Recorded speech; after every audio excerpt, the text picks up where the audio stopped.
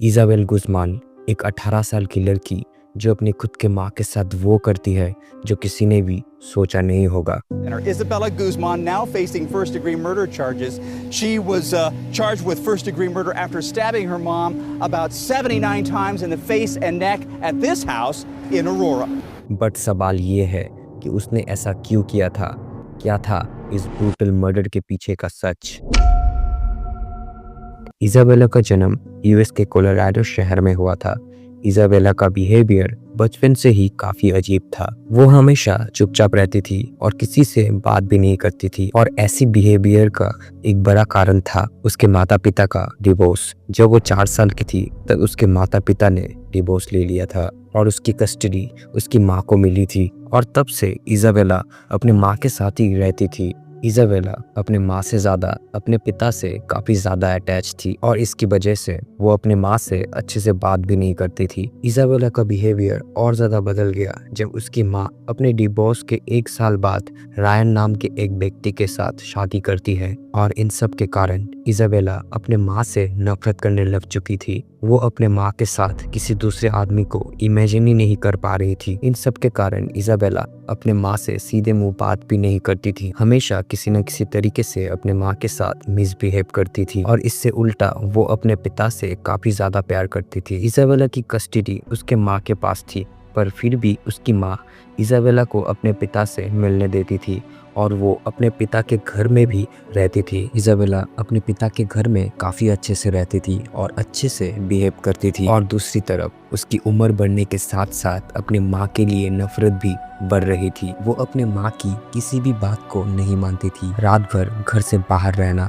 और कई कई दिनों तक अपने घर भी नहीं आती थी। हद तो तब हो गई जब वो 14 साल की उम्र में अपना धर्म परिवर्तन कर लेती है। वो ये सब अपने माँ को परेशान करने के लिए करती थी। जब भी उसके माता पिता उसे समझाने की कोशिश करते तब वो उनसे ही झगड़ा करती थी, मानो उसे कोई फर्क ही नहीं पड़ता था उनके बातों का।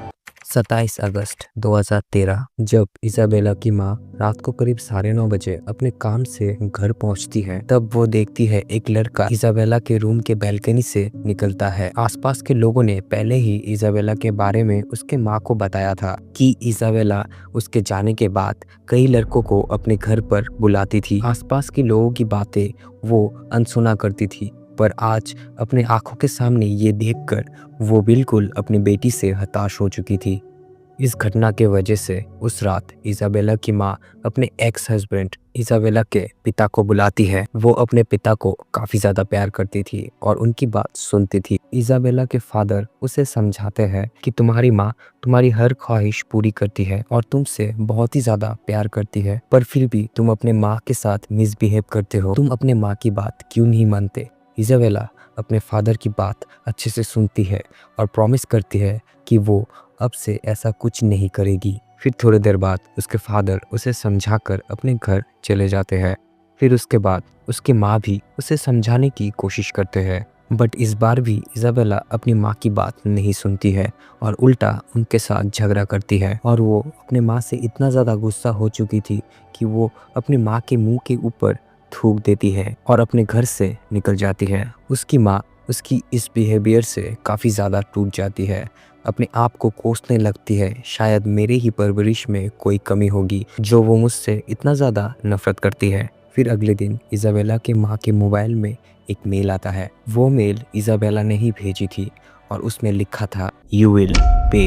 मतलब वो कहना चाहती थी तुमने मेरे साथ जो भी किया उसके लिए तुम्हें मरना होगा। इस तरीके का मेल देखकर उसकी माँ घबरा जाती है और ना चाहते हुए भी पुलिस वालों को इसके बारे में बता देती है। फिर उसी दिन शाम को पुलिस वाले उनके घर पहुंचते हैं। इज़ाबेला अपने रूम पर ही थी। पुलिस वाले उसे बुलाते हैं और उसे समझाते हैं कि इस तरीके से किसी को धमकियों भरे मेल भेजना कानूनन अपराध है।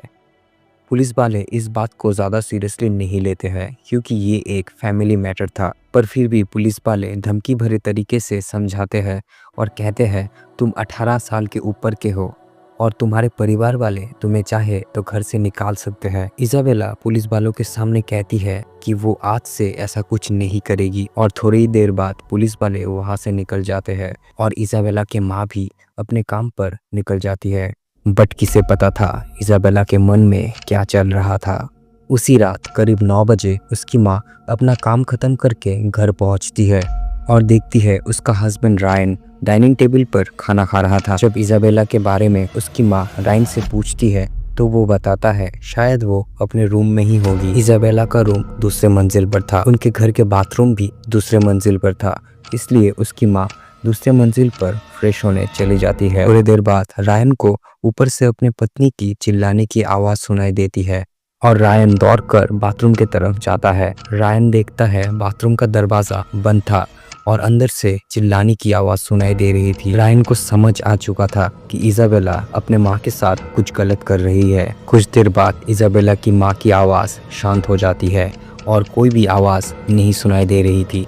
थोड़ी ही देर बाद इजाबेला बाथरूम का दरवाज़ा खोल देती है। रायन अंदर जो नज़ारा देखता है उसे देखकर उसकी रूह कांप जाती है। रायन के सामने इजाबेला खून से लथपथ अपने हाथ पर चाकू लेकर अपने माँ के डेड बॉडी के सामने खड़ी थी। इजाबेला ने अपने माँ को चाकू मार मार के ख़त्म कर दिया था। रायन को लग रहा था अब उसकी बारी है, पर इजाबेला ऐसा कुछ नहीं करती। वो रायन के सामने से आराम से निकल जाती है। रायन ने पहले ही पुलिस वालों को कॉल कर रखा था, पुलिस वाले लाइन पर ही थे, इसलिए थोड़ी देर बाद पुलिस वाले उनके घर पहुंचते हैं और क्राइम सीन की जांच करते हैं। इजाबेला ने अपने माँ के ऊपर 79 बार चाकू से हमला किया था, जिसमें से 31 बार चेहरे पर और 48 बार गले पर किया था। उसकी माँ के लिए उसका नफरत इतना बढ़ चुका था जो उसने ऐसा कदम उठाया। इजाबेला अपने माँ को मारकर अपने घर से भाग चुकी थी और इसलिए पुलिस वाले उसे ढूंढने की कोशिश करते हैं। फिर अगले दिन करीब सुबह के 11:30 बजे पुलिस वालों के पास एक कॉल आता है।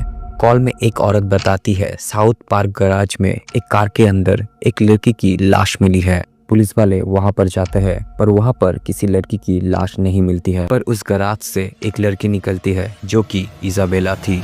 इजाबेला के कपड़े में खून लगा हुआ था और वहां पर इजाबेला ही सोई हुई थी, इसलिए लोगों को लगा वहां पर किसी की लाश थी। खैर पुलिस वाले इजाबेला को वहां से पकड़ लेती है और अपने साथ ले जाती है।